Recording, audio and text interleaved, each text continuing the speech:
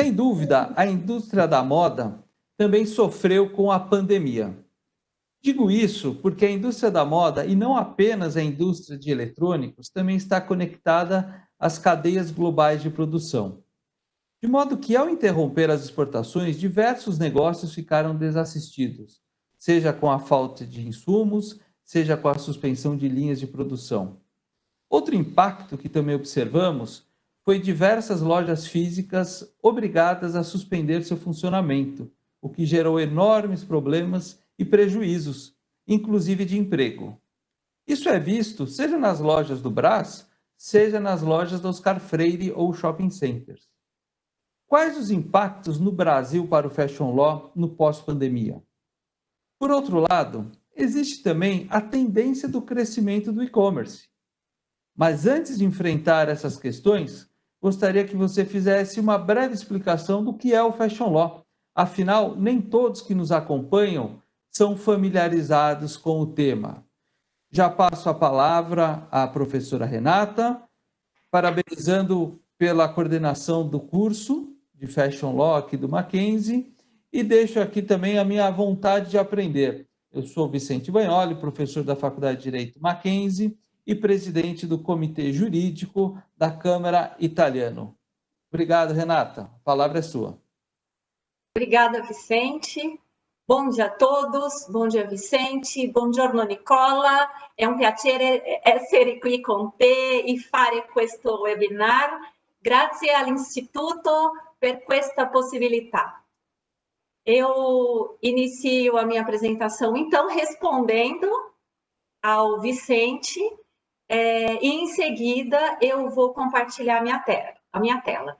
Eu gostaria de dizer apenas para aqueles que nos assistem em outra língua, que I'm going to talk in Portuguese because there are many Brazilian students here, but Nicole is going to talk in English because the attendees understand English better than Italian.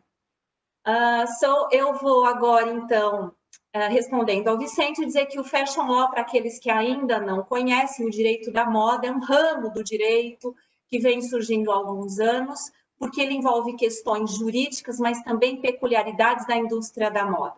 Então, ao mesmo tempo que ele tem na sua base direitos como o direito civil, do consumidor, do trabalho, o direito tributário, o direito comercial, o direito de propriedade intelectual, ele se vale também de todas as questões peculiares de uma indústria da moda que tem, como eu falarei na minha apresentação, uma cadeia criativa, uma cadeia produtiva e move bilhões na economia. Então, nesse ramo é muito importante que nós tenhamos uma articulação entre os instrumentos jurídicos que podem auxiliar a todos os atores dessa indústria. Eu vou compartilhar com vocês alguns slides agora.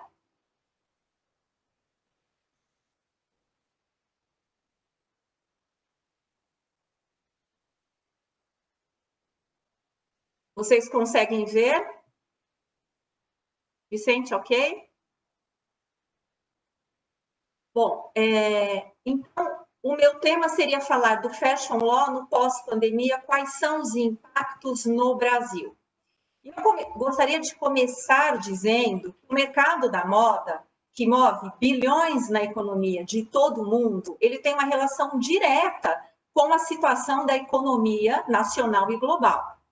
De acordo com dados da Infomoney, em março, no final de março de 2020, ou seja, no início da nossa pandemia, o setor de vestuário no Brasil foi o que teve a maior queda, 91%. Então, nós temos aqui uma grande relevância de estudar esse setor, especialmente, né, em comunhão com o direito, como o direito e a moda, nessa interlocução, podem caminhar juntos, né, como para melhor se desenvolver. Tudo isso aconteceu quando foi decretado o estado de calamidade no Brasil, em março, né, por causa da pandemia, e houve uma interrupção no comércio e nos serviços não essenciais. Claro que isso gerou um impacto econômico na cadeia de fornecimento da indústria da moda, e nós vamos agora tentar identificar onde foram esses problemas e como esses problemas podem ser resolvidos nesse momento da pandemia e ao final, no chamado pós-pandemia. Bom, então aqui nós temos que considerar no primeiro momento que a moda é um produto que é criativo e manufatureiro. Portanto, ela passa por uma cadeia criativa, por uma cadeia produtiva e é muito relevante também o pós-consumo, o que acontece depois que esse produto é colocado no mercado consumidor. Então, na cadeia criativa da moda, em que nós temos os estilistas, os designers, onde se pensa na criação desse produto moda. A partir desse momento, ele vai para a cadeia produtiva, ele vai ser fabricado. Então, nós temos os fios, as matérias-primas, passam pelo processo de fabricação, nós temos as questões de importação e exportação, que tem grande impacto nessa cadeia, a distribuição, comercialização, até chegarmos no final dela ao mercado de consumo. E mesmo após chegar ao mercado de consumo, é muito relevante nós pensarmos como esse produto será descartado, qual é o impacto que gerará no meio ambiente. Nós podemos ter um excesso de estoque, especialmente nesse momento em que as marcas tiveram uma certa dificuldade na venda e até na produção por interrupção em razão da pandemia. Bom, aqui eu trago alguns problemas que eu posso identificar em toda essa cadeia. Olhem só, primeira questão, muitos contratos foram suspensos, descumpridos, alguns precisaram de revisão por impossibilidade de cumprimento ou dificuldade de cumprimento diante de algo imprevisível pelos contratantes, que foi a pandemia. Segundo problema, a falta de matéria-prima. O Brasil é um grande produtor de algodão. Então, eu vou me valer do exemplo do algodão. E o Brasil teve um problema, assim, em negociar a pluma de algodão. Por quê? Porque a demanda diminuiu nesse período. Então, nós temos a notícia aí, vocês devem conseguir visualizar uma notícia de que o Brasil pode diminuir 40% a exportação de algodão em razão desse problema agora no pós-pandemia, em razão do coronavírus e como isso vai se desenvolver.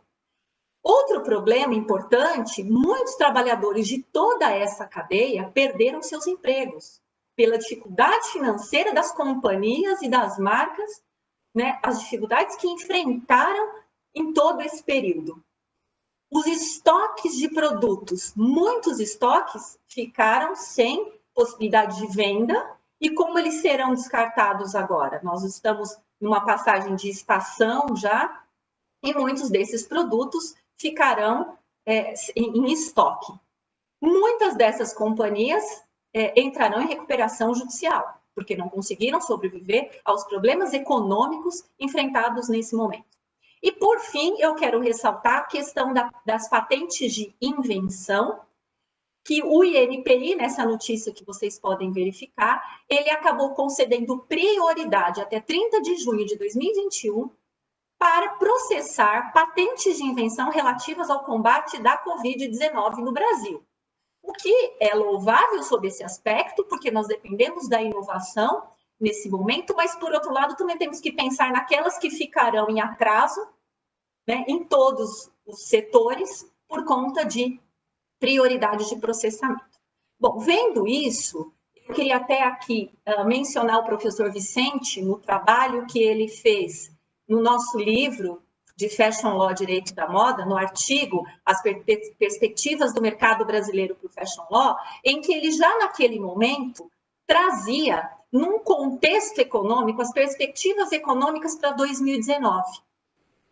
E ali, esses relatórios que o professor Vicente traz no trabalho dele, eu queria identificar 3 itens, 3 setores que, a meu ver, já existiam e que agora, na pandemia e no pós-pandemia, vão ser intensificados. O primeiro deles, que é a economia digital, pensar primeiro numa economia digital. A segunda, que é a postura ativa em questões sociais, como nós temos vivenciado nesse momento. E o terceiro item, que é pensar nas demandas diretas com os consumidores, na transparência e na sustentabilidade, que o professor Vicente ressaltou, então, nesse artigo. E, em razão disso, o que eu proponho aqui é identificar o pós-pandemia no Brasil a partir de um tripé que vá sustentá-lo e que, a meu ver, não são questões totalmente novas que surgirão no pós-pandemia, mas são questões que já vinham, assim como estão nesse relatório, e que nesse momento serão intensificadas. E, a meu ver, esse tripé é composto, num primeiro momento, pela inovação, num segundo momento, pela valorização do que é local, mas também pela valorização do digital. Então, eu vou me preocupar com a produção no Brasil e desenvolver um olhar para a era digital. E, por fim, o terceiro ponto desse tripé que sustentaria essa indústria no pós-pandemia seria a sustentabilidade. Bom, eu queria falar desses 3 itens desse pilar nas 3 partes da cadeia, como eu propus, na cadeia criativa, na produtiva e no pós-consumo. Então, vamos pensar nesses três itens nessas cadeias. Bom, aqui vocês conseguem ver notícias no Brasil sobre inovação no setor têxtil nesse momento de pandemia. Então, empresas, marcas, companhias desenvolvendo, pensando em fios, em tecidos que ajudem ao combate desse coronavírus. Nós temos a notícia da Ródia, que criou um fio, e esse fio tem ativos que bloqueiam a contaminação e proliferação de vírus e bactérias, inclusive que ela já começou a exportar para a Itália e países da Europa, da Ásia e dos Estados Unidos. Nós temos uma startup, a Nanox, que já também vem desenvolvendo tecidos, que impeçam o coronavírus. E nós temos a Santista, com Bioprotect, que anuncia um tecido que protege contra o novo coronavírus. Ou seja, eu tenho aqui estímulos, uma inovação que foi estimulada, que deve ser fomentada nesse momento que nós vivemos e que deve continuar nesse período de pós-pandemia.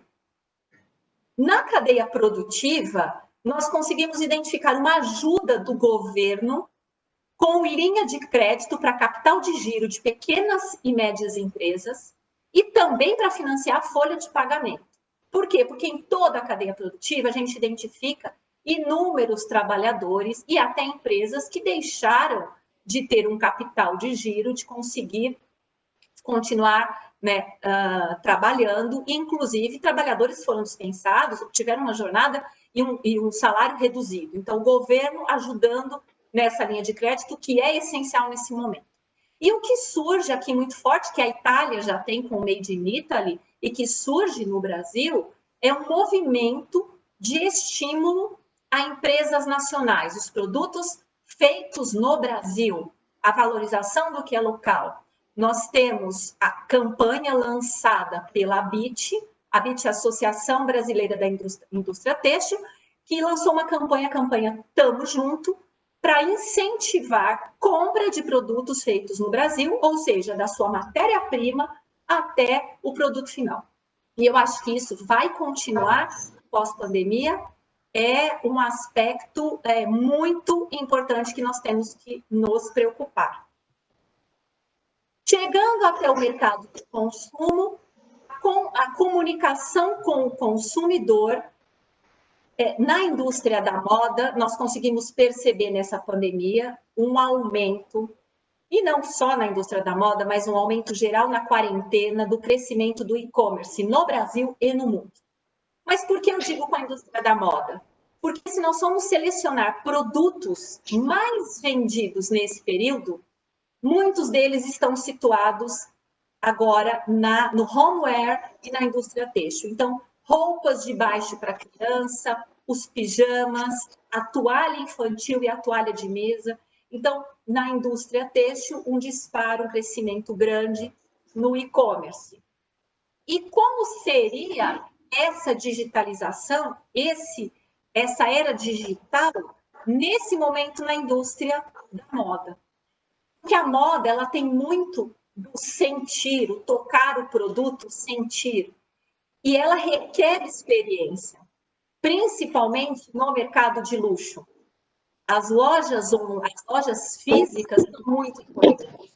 Então, não acredito que as lojas físicas tenham que desaparecer. As lojas físicas têm que se integrar com a opção do online. Acho que o futuro da moda estaria numa integração online e offline. Nós temos um exemplo no Brasil, que eu já vou falar em seguida, que é da Amaro, que nós já conseguimos perceber essa integração. Porque eu posso ter uma venda no e-commerce de uma marca, mas ao mesmo tempo eu tenho uma loja física em que eu posso devolver a mercadoria, que eu posso fazer uma doação de roupa, que eu posso ter um espaço para fazer um pacote para presente, que eu possa retirar a mercadoria que eu comprei online.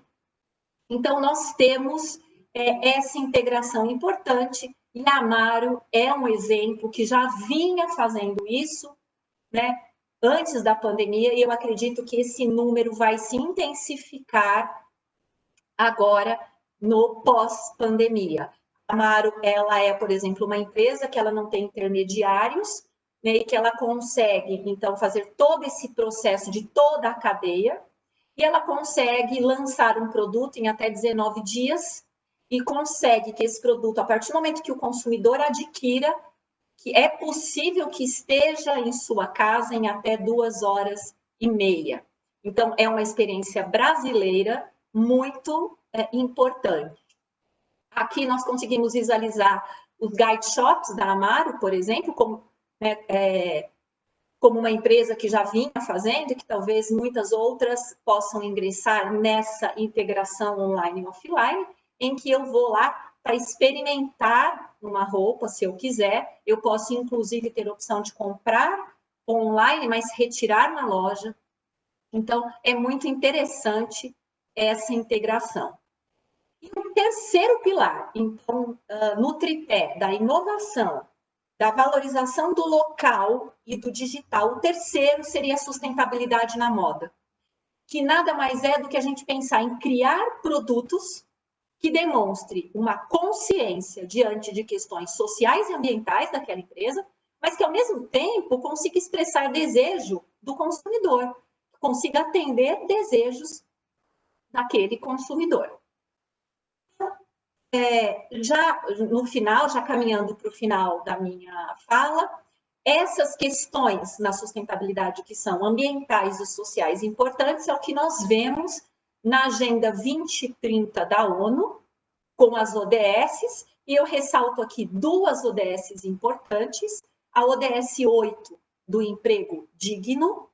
Nós temos mais de 40 milhões de pessoas em condições de escravidão moderna, e a indústria da moda, ela tem, nós sabemos que ainda existe trabalhos em condições análogas à de escravidão, trabalho infantil, questão de gênero muito importante.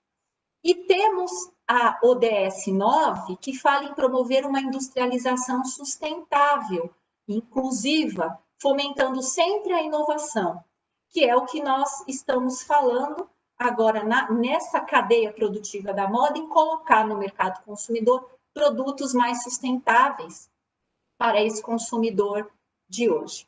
Nessa mesma linha, o Fashion Pact, que foi assinado em setembro de 2019, com mais de 30 marcas como Armani, Burberry, Chanel, Zegna, que manifestaram, né, o seu comprometimento para combater problemas elencados no Fashion Pact, basicamente 3, como clima, biodiversidade e oceanos. Nós sabemos que mais de 35% dos microplásticos que existem nos oceanos hoje advêm da indústria têxtil. Então, por fim, eu queria dizer que a tendência na sustentabilidade seriam as marcas pensarem em ressignificar o seu produto, né? E aí pensar como podemos, então, atender esses pilares que nós identificamos que são importantes para esse período. A última notícia que eu queria dizer é essa que vocês conseguem verificar aqui da Folha de São Paulo, em que imigrantes em São Paulo, bolivianos e paraguaios ganham 5 centavos para confeccionar uma máscara ou aventais anti-Covid, em jornadas de trabalho exaustivas, de início 6h30 da manhã até 4 da manhã, sem condições dignas de trabalho, e são, portanto, trabalhadores imigrantes que estão nessa cadeia produtiva da indústria da moda. Eu gostaria, então, para agradecer, dizer que nós temos a presença hoje aqui do Nicola Guerini, do Milano Fashion Institute, que é um parceiro nosso na pós-graduação, porque possibilita aos alunos, né, realizar um módulo internacional opcional na Itália, no Milano Fashion Institute, durante a pós-graduação, que a nossa pós-graduação, agora, para os alunos que já iniciaram ano passado, esses alunos entrarão em módulos de sustentabilidade e de era digital, e que aqueles que vão iniciar, que querem iniciar, entrar conosco, nós temos matrículas abertas até 3 de agosto. Eu mostro algumas fotos aqui para vocês da nossa pós, alunos no laboratório de contratos, a nossa visita técnica ao mercado de luxo, a Cartier, e a última foto, a nossa visita técnica a uma marca que fala de aluguel de roupas de luxo, que é uma tendência hoje. E, por fim, o nosso livro, em que todos que estão participando desse webinar aqui escreveram, que é o Fashion Law, Direito da Moda, pela Editora Almeida. Eu agradeço, eu agora volto à tela, deixo de compartilhar a tela e passo a palavra ao professor Vicente para apresentar o Nicola. Professora Renata, muito interessante sua apresentação. Fica nítido a relevância do direito para essa indústria, a indústria da moda, como o direito conversa nos mais diversos temas relacionados ao direito da moda e o que essa indústria representa para o país, para a economia de um país. E quando a gente fala da economia do país, a gente está falando do bem-estar social da sua população. Então, um mercado onde você tem o trabalho, esse trabalho gera consumo, isso gera arrecadação de tributos, você promove o desenvolvimento, o bem-estar econômico e social. E o direito ele tem esse papel de coordenar todas as fases desse processo. E o tripé que foi colocado na sua apresentação também chamou muita atenção, que é algo que a gente, acompanhando o noticiário, a gente percebe que realmente isso será uma tendência no mercado da moda. Parabéns, gostei muito da apresentação, aprendi bastante com ela e agora gostaria di passare la palavra ao caro Nicola. Nicola, ringraziamo tantissimo di essere collegato da Milano per questo webinar. Ricordo che 2 anni fa eravamo all'Università Mackenzie, ma questo nuovo normale ci ha messo qualche barriera, ma abbiamo anche scoperto altre possibilità di promuovere convegni come questo webinar. Un speciale saluto a te e a tutti i colleghi del Milano Fashion Institute. Adesso cambio per l'inglese, una volta che tanti colleghi del Milano Fashion Institute sono di diversi paesi e l'inglese diventa l'idioma più parlato. The subject of your lecture today is A New Normal, Fashion Industry After Pandemic. There is no doubt that the fashion industry also suffered from the pandemic. As we know, the fashion industry, and not only the electronics industry, is connected in the global value chains. By stopping exports, several businesses were left unattended, either with a lack of products or with the suspension of production lines. But also exports of the famous Made in Italy ended up being affected and affecting the Italian trade balance. Another impact that we also observed was several physical stores forced to suspend their activities, which generated enormous problems and losses, including unemployment. This can be seen either in the so-called fashion, the fast fashion stores, or in luxury brands. On the other hand, there is also a growth in e-commerce. How can we design a new normal for the fashion industry after the pandemic? Nicola, the floor is yours. Grazie Vicente, obrigado Peço disculpas porque eu não falo português, and I will share with you some thoughts about what's next in English. Obrigado, professora Renata. Well, you stated properly what's next, what are the changes, and I would like to say that the most important change will be starting from persons. Why persons? We in Italy had a very particular kind of situation. We were among the very first countries affected by the pandemic. And this happened in particular in one city, Milano, at the very beginning, and exactly at the end of the Milan Fashion Week that was here on February 2020. There was, at the very beginning, a kind of different awareness of what was the pandemic.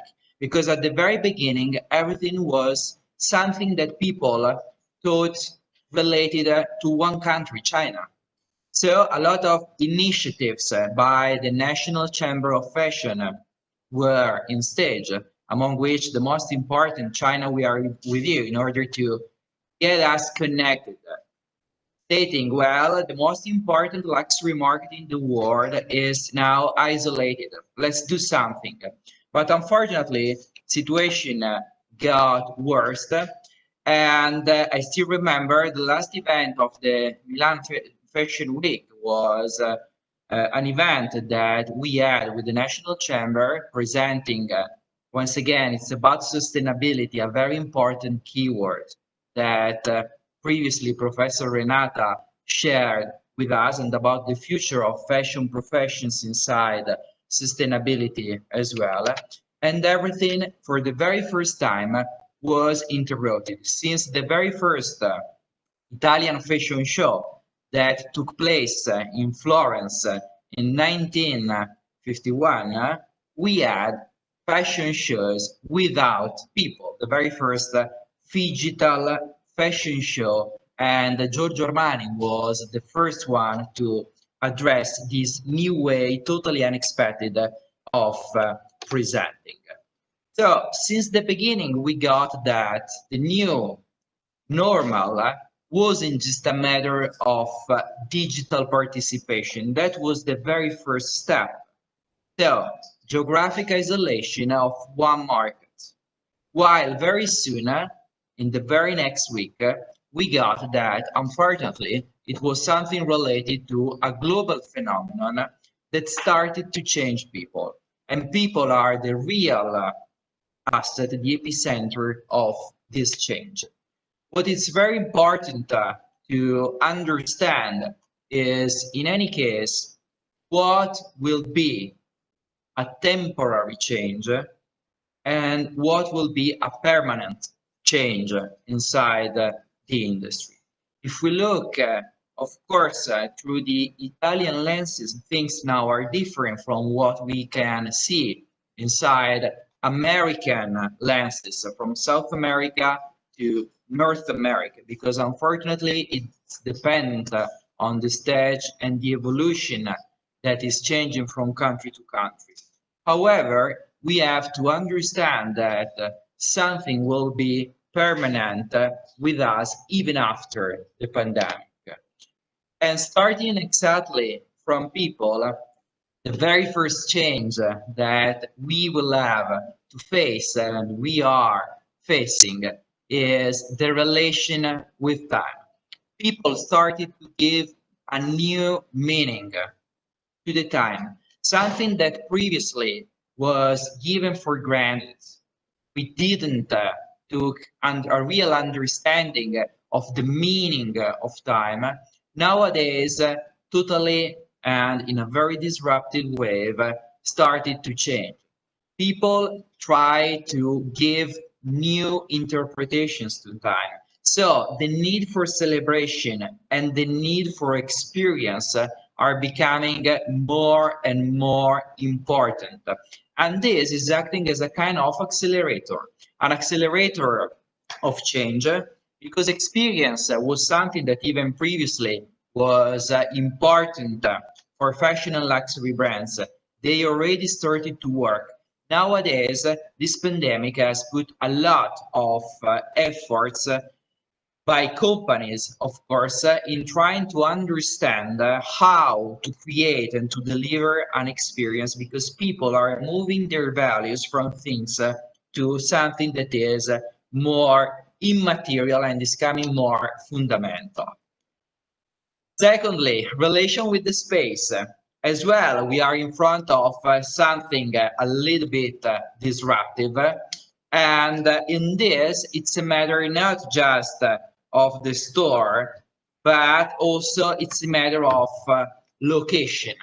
What I mean is stores radically changed their assets internally. Now they are a kind of media app. Why they are a media app? Because people now are thinking about stores in an integrated way. So it's not just a matter of online and offline. It's a matter of putting together something very, very interconnected that nowadays people across different generations are definitely going together. It's no more generational issues related just to the youngest, but it's something that once again is acting in a transversal way, and companies are trying to redesign experiences inside the stores, the way people are addressing, but also it's not just a matter of being the last mile delivery, but also to promote in an integrated way everything that is related to the brand. We will see differences also in cities. Suburbs will become probably in the future the new downtown. Space will have a different role that will affect how people will act and purchase. But also relation with things are radically changing. Why? Because before the pandemic, everything was in a kind of very immediate way. We didn't think. Everything was very well known. People now are starting to change from and are decoding after observing and before translating things. So we are approaching things from intuition, from once upon a time, to codification, and from something that we assume to know, we are now moving into something that is critical, and critical thinking will be definitely the most important aspect when relating with things, as well as a less immediate relation. And probably we will see this also in contemporary arts. People are thinking so much about industries, about economies, and definitely that's crucial because it's affecting people's life. But we will have to think about the impact on contemporary art. If we think about movements like the one of performativism or even installations, what will be next after this pandemic? That's also in terms of adoption with the innovations. Probably people, this is something that we don't know yet, will challenge what in Latin was called the status quo, the current scenario. Probably they will be more open to innovation because they are reacting to this challenging. And definitely even starting from the very different ways that people are buying. There are some researchers that are trying to understand how inside fashion people are changing their habits. Well, it's simple to say, people are indoor, people are not wearing footwear. So that's explaining why recently there was the biggest collapse was characterizing the in particular footwear sector and accessories, because there is a lack of social occasions, while even in the case of apparel, definitely there is a switch. Relation with things means also a need for a deeper understanding. It's not just about sustainability.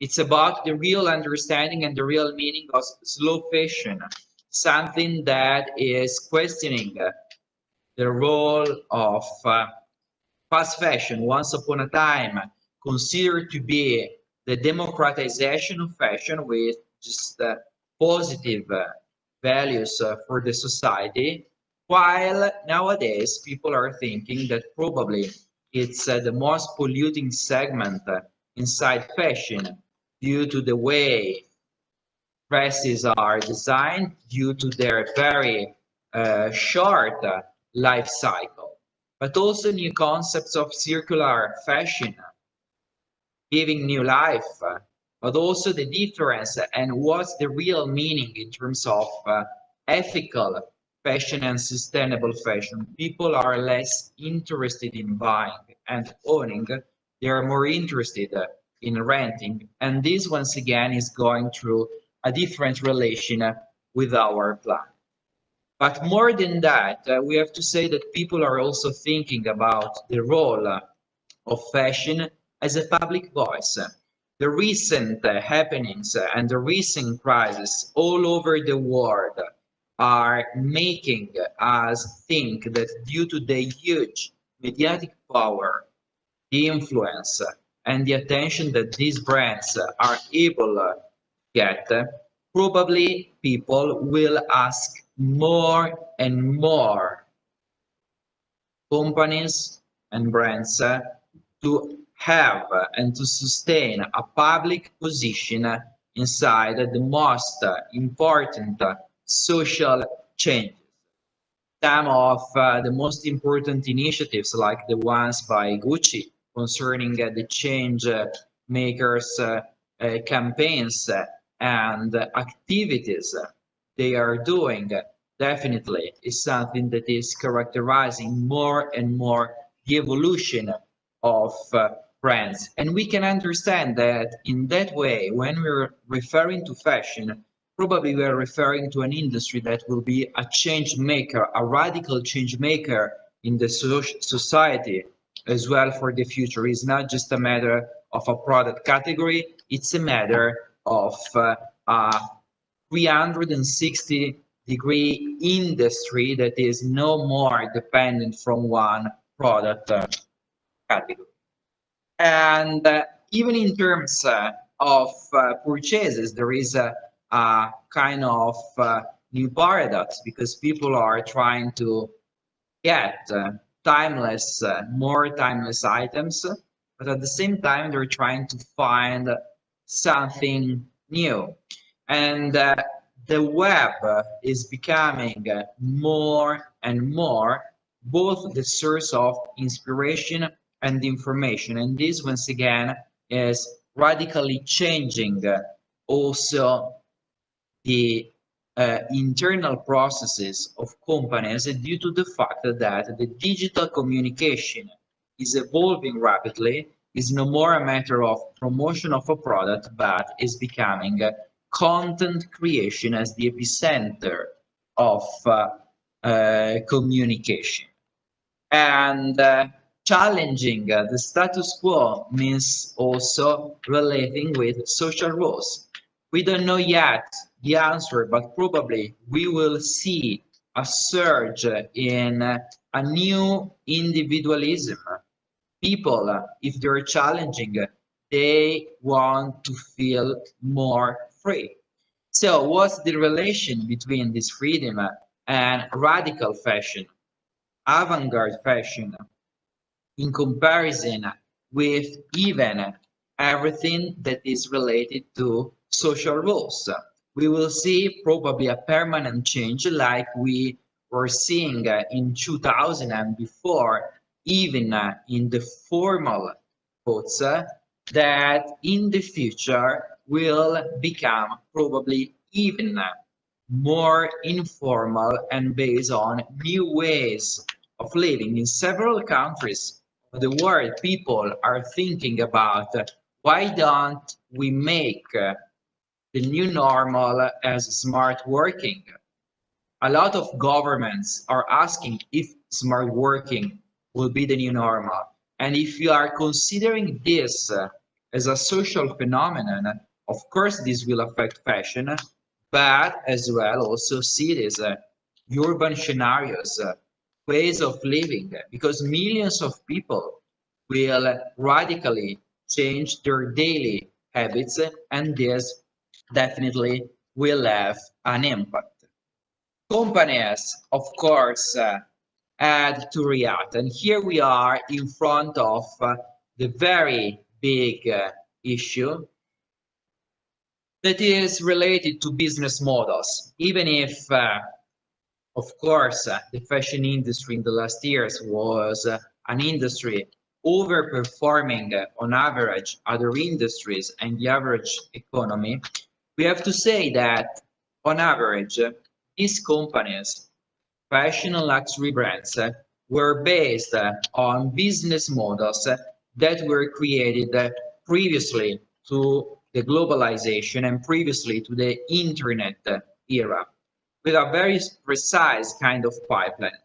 So the real question is, are fashion shows nowadays relevant and with the same meanings of the past, as well as are fashion calendars so relevant?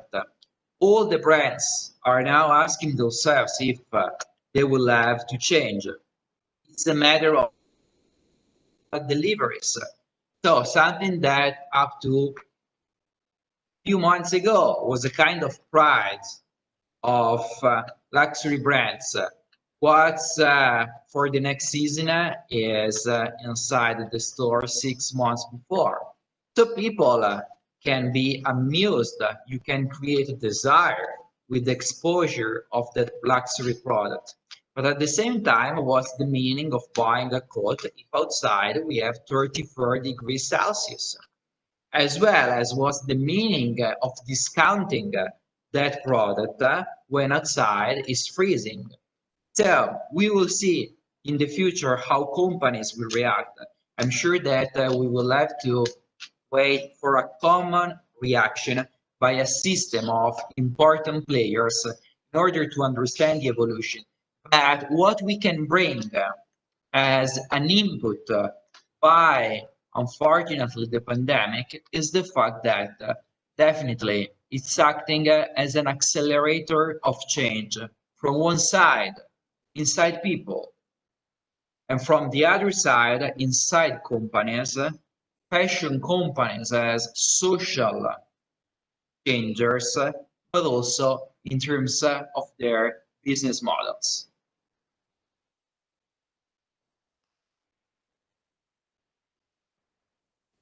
Okay. Congratulations for your presentation.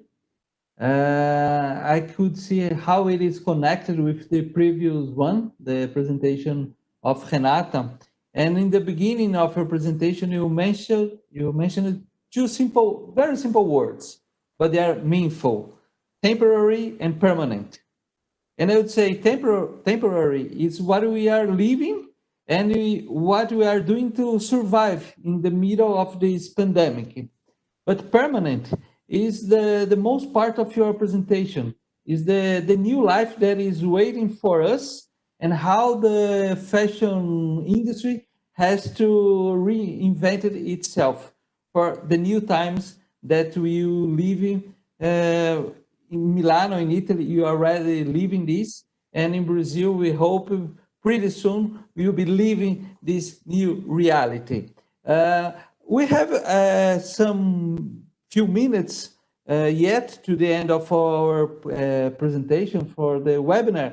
So I would like to invite all the participants that want to make some questions to Renata and to Nicola. You are free to do using our web chat. Agora eu falo um pouquinho em português. Nós ainda temos alguns minutos, para terminar nosso webinar. Então, eu gostaria de abrir a oportunidade para que vocês que nos acompanham, que participam desse webinar, possam fazer seus questionamentos ou para a Renata ou para o professor Nicola, usando o nosso chat.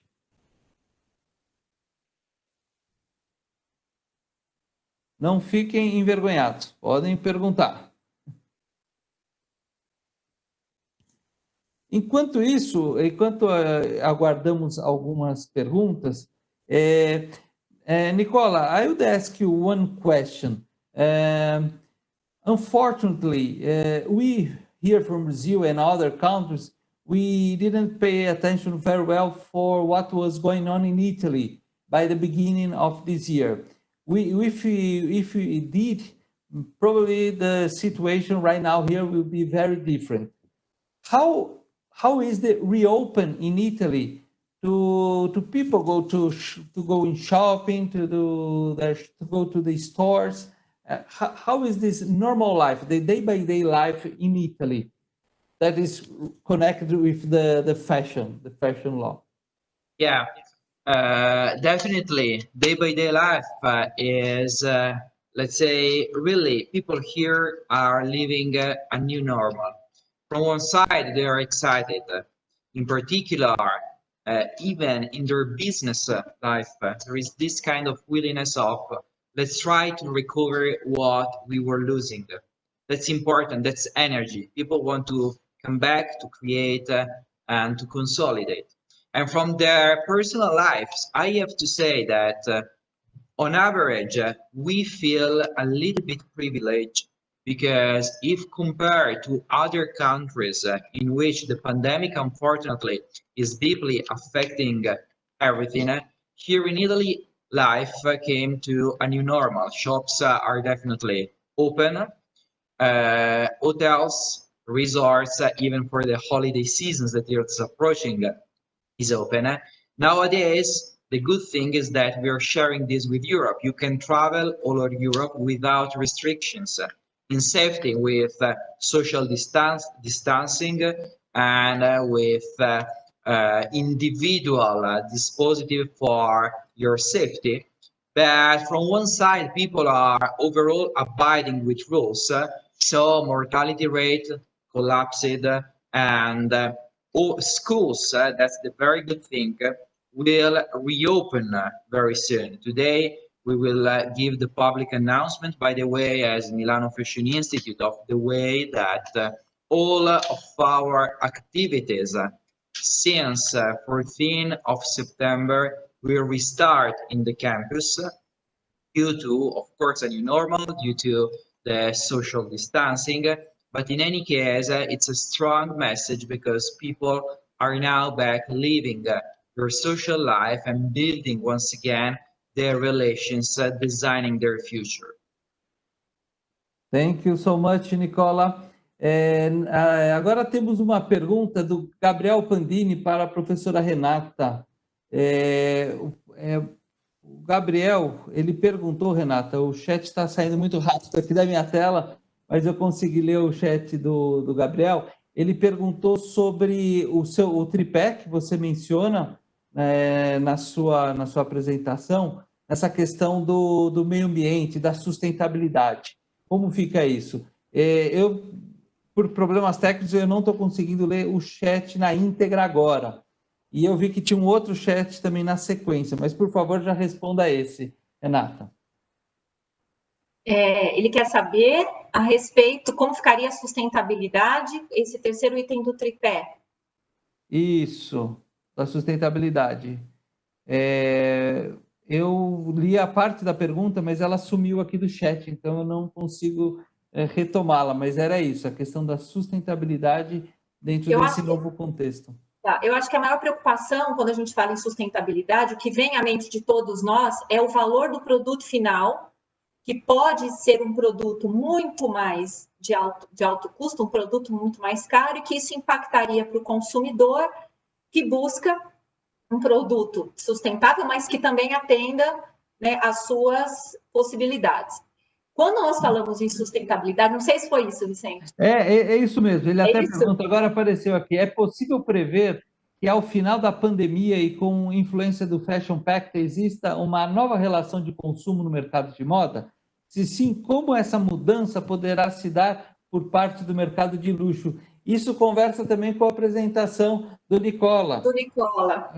Eu vejo, então, para terminar só essa questão da sustentabilidade, quando nós falamos que eu falo na minha apresentação, que é criar um produto que demonstre a consciência com o ambiente, com as questões sociais, mas que também atenda a desejos do consumidor, ele tem que ser pensado, tem que ser feito, não que com os custos transferidos ao consumidor, mas isso tem que ser já elaborado, ser fabricado, ser pensado, o produto ser criado já com essa ideia. Então, não com a ideia que nós tivemos no início do fenômeno do slow fashion, que são produtos artesanais, que são produtos que respeitam mais a sustentabilidade, mas que tem muitas vezes um preço que não é ainda convidativo ao consumidor.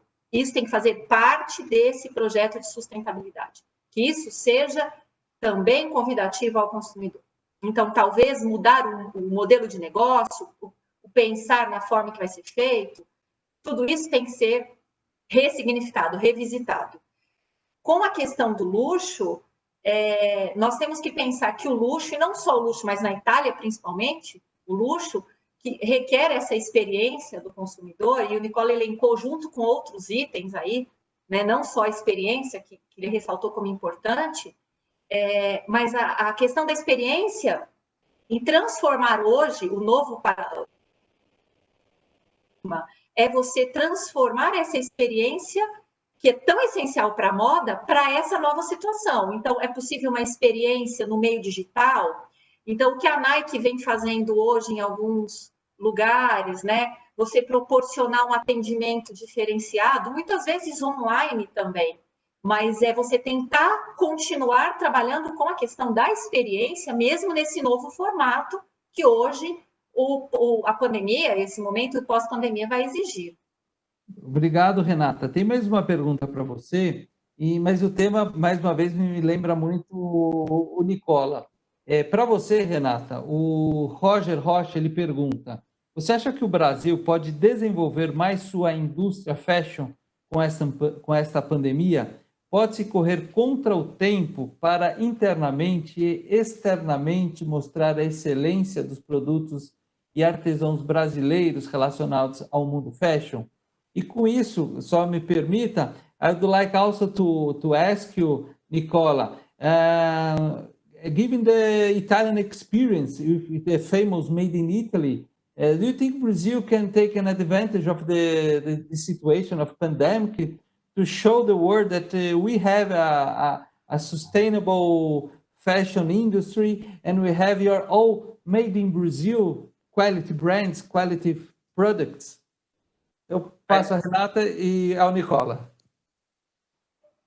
Então, o movimento que surgiu no Brasil nesse momento, não é que esse movimento não existia, ele foi intensificado nesse momento de valorizarmos o que é local, mas não só a compra, né, do que é feito aqui, nós pensarmos na concepção de um produto que atenda mais às características do Brasil, que são maravilhosas e que muitas vezes não são exploradas, e que nós sofremos a influência de outros lugares. Então, acho que isso vai fazer, né, todo esse movimento, fazer com que nós voltemos também no processo criativo para aquelas questões que o Brasil possui e que podem ser levadas, né, não só para o Brasil, mas para fora, e sendo que o Brasil ele tem uma cadeia que ela se basta.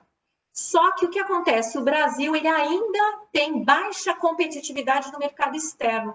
Então, nós teríamos que conciliar nesse momento isso junto com economistas, mostrando que nós estamos falando de uma área que é interdisciplinar, e é isso que a gente faz na nossa pós-graduação. No início do nosso curso, nós temos aulas com professores da economia, que trabalham com modelos de negócios, para mostrar isso. Quais são os pontos que nós temos de deficiência na competitividade do mercado externo, o que nós temos que melhorar aqui e desenvolver com base na criatividade que do brasileiro é reconhecida mundialmente. Todos, quando se fala fora, se fala em Havaianas, se fala em outras marcas, né, que mostram o que é brasileiro, e intensificar nesse momento e valorizar o que é nosso.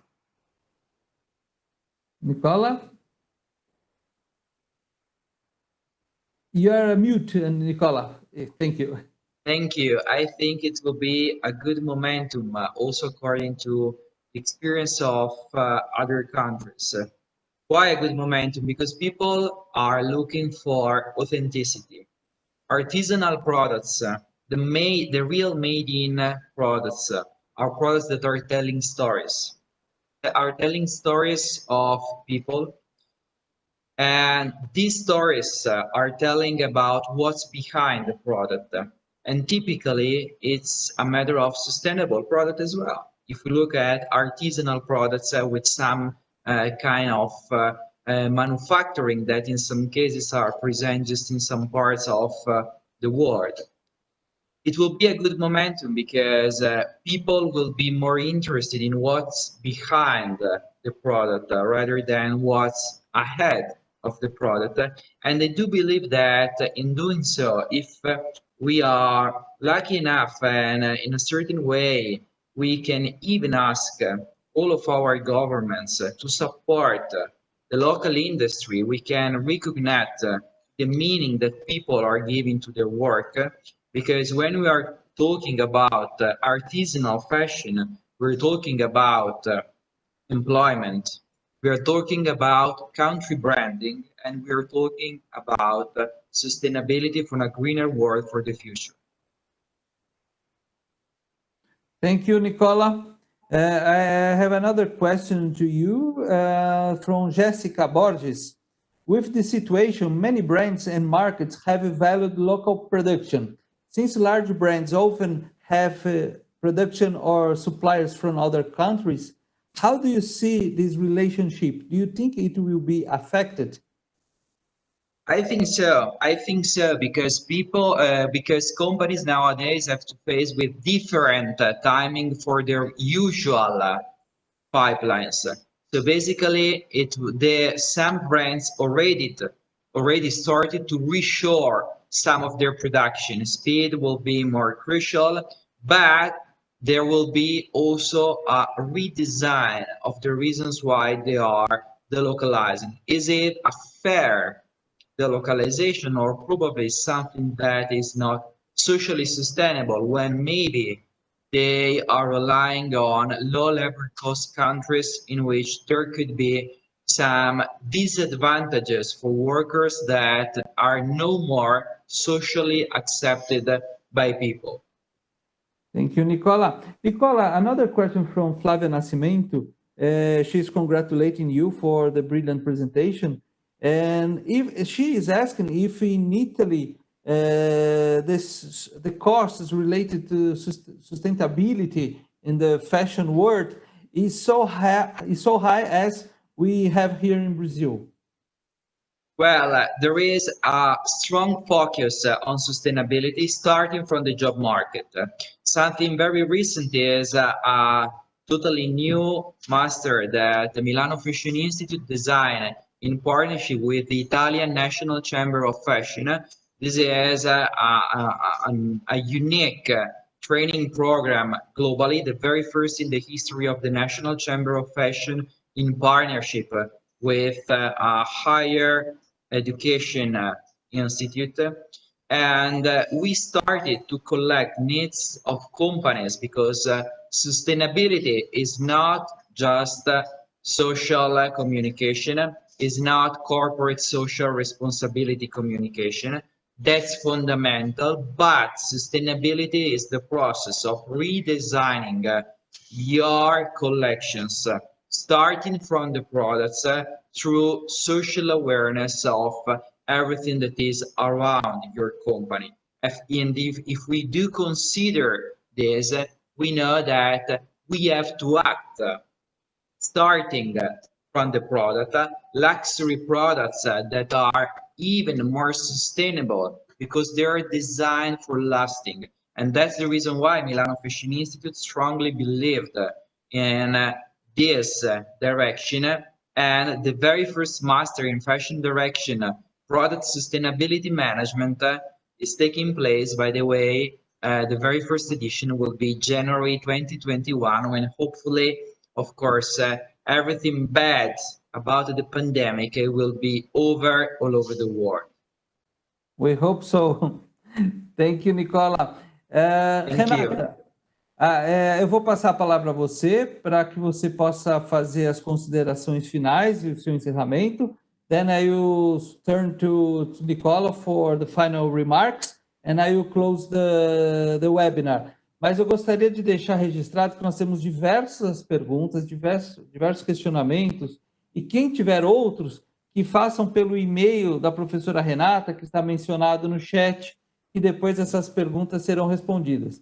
Infelizmente, nós não temos tempo para responder todas as perguntas. Renata.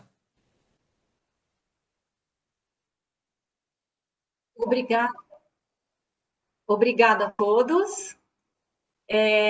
Eu agradeço especialmente ao professor Nicola. Grazie per tutto, Nicola, ao Instituto, à Câmara Italiana de Comércio, Indústria e Agricultura. Eu agradeço ao professor Vicente pela sua mediação brilhante. Eu agradeço a todos os colaboradores do Mackenzie Soluções que estiveram nos apoiando em todo esse processo para que esse seminário, esse webinar fosse um sucesso. Eu agradeço ao Mackenzie, que completa este ano 150 anos, que é uma instituição, uma universidade de tradição e pioneirismo, e que essa pós-graduação em Direito da Moda, inclusive com parceria com o Milano Fashion Institute, além de nos proporcionar vivenciar a tradição dessa universidade, nos proporciona estudar um tema tão pioneiro quanto o Fashion Law. Muito obrigada a todos e qualquer dúvida estou à disposição neste e-mail que foi disponibilizado. Nicola? Muito obrigado, professora Renata, muito obrigado, Vicente, pelo convite.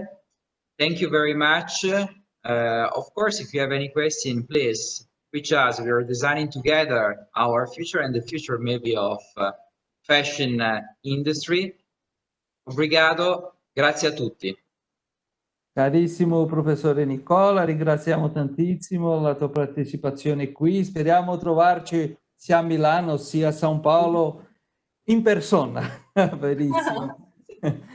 Professora Renata, muito obrigado também pelo convite. É sempre uma satisfação participar desses eventos e faço as suas palavras, agradecendo ao Mackenzie Soluções por toda a organização desse evento, à Faculdade de Direito, à Câmara Italiana pelo apoio, à Universidade Mackenzie, e fica aí o convite para a pós-graduação de Direito da Moda do Mackenzie, em parceria com o Milano Fashion Institute. Com isso, eu encerro esse webinar, que tenho certeza foi muito proveitoso para todos que puderam participar. A todos, uma boa tarde e buonanotte in Itália. Arrivederci. Arrivederci.